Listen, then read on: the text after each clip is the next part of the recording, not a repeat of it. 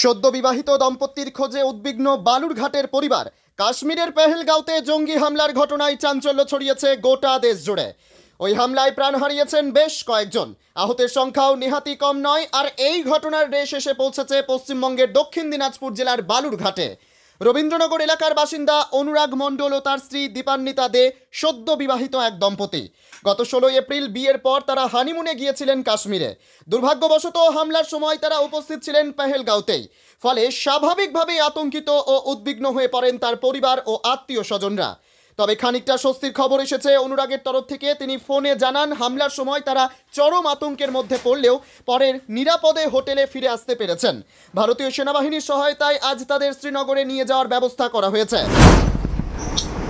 ভাই, তোরা যেই সিচুয়েশনে ছিলিস, সিচুয়েশনটা কিরকম ছিল আর এখন তোরা কেমন আছিস? সিচুয়েশন বলতে কালকে আমরা শ্রীনগর থেকে এসেছিলাম পেহেলগাঁওয়ে। তো কেবল আমরা যে ঘোরা যাই বৈশাখী পরিস্থানে ছিলাম, জাস্ট ঘোরা করবো সেই সময় সব দেখি উপর থেকে বলছে বাপস চলো কি হলো সেই ঘোড়াগুলো সব এসছে আমার উপর থেকে, সব দৌড়ে নামছে। তো উপর থেকে কেউ তো বললো যে গানশট সাউন্ড শুনতে পেয়েছে।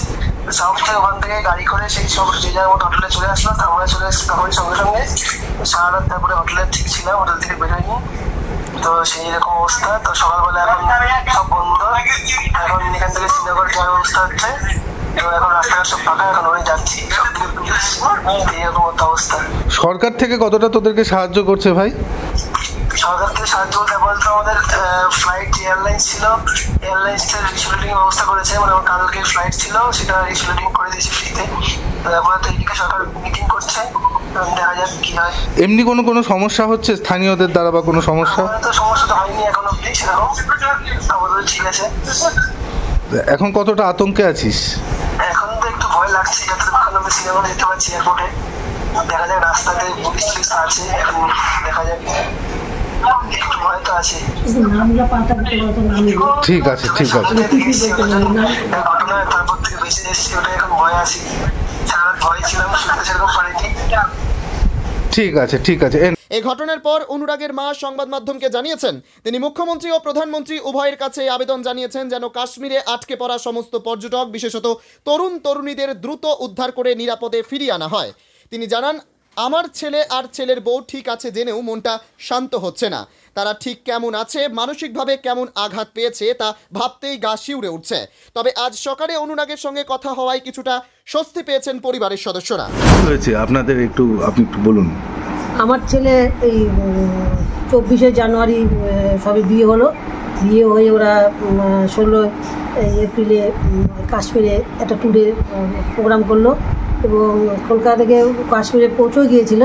কিন্তু ওরা আগামীকাল পেহেলগাঁওতে ঘুরতে যাওয়ার জন্য ঘোড়ার সাথে ঘোড়ার পিঠে যাবে এরকম একটা আলোচনা করতে করতেই ওরা খাওয়া দাওয়া করে উঠবে। এই মুহূর্তে ওরা দেখে দিনপুর থেকে সব লোক দৌড়াদৌড়ি করে সব চলে আসছে। ওরা তখন ভয়ে করে ওদের যেখানে ওরা থাকার ব্যবস্থা করছে ওখানে চলে আসছে, ঘরে ঢুকে গেছে।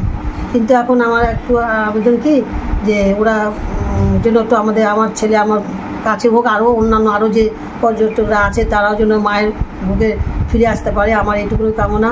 আমি মাননীয় মুখ্যমন্ত্রীকেও জানাচ্ছি যেন আমার ছেলে বা অন্যান্য আরও পর্যটকরা ঘরে ফিরে আসতে পারে। এবং আমি আরও সরকারকেও জানাচ্ছি যে ওদের একটা কোনো ব্যবস্থা নেওয়া হোক, যারা সুস্থভাবে ছেলেগুলো বা যারা এই যে ছোটো ছোটো বাচ্চারা কীভাবে হচ্ছে আমি সবই চোখে দেখছি, এখানে খবরেও সবসময়। এখন কি অবস্থা আপনার ছেলের সাথে? কি কথা হয়েছে? ইয়ে থেকে ওরা যেখানে আছে সেখান থেকে গাড়ি করে আসার ব্যবস্থা করছে ফ্লাইটে আসার জন্য। কিন্তু ওরা যেন ভালোভাবে রাস্তাটা পৌঁছাতে পারে ওই ইয়েতে ফ্লাইট ওঠার জন্য, সেটাই আমার একটা অনুরোধ। একটু ওদেরকে একটু দেখে শুনে একটু ব্যবস্থা করে যদি ওই এয়ারপোর্টে একটু আনার ব্যবস্থা করে দেন, এইটুকুনই আমার অনুরোধ।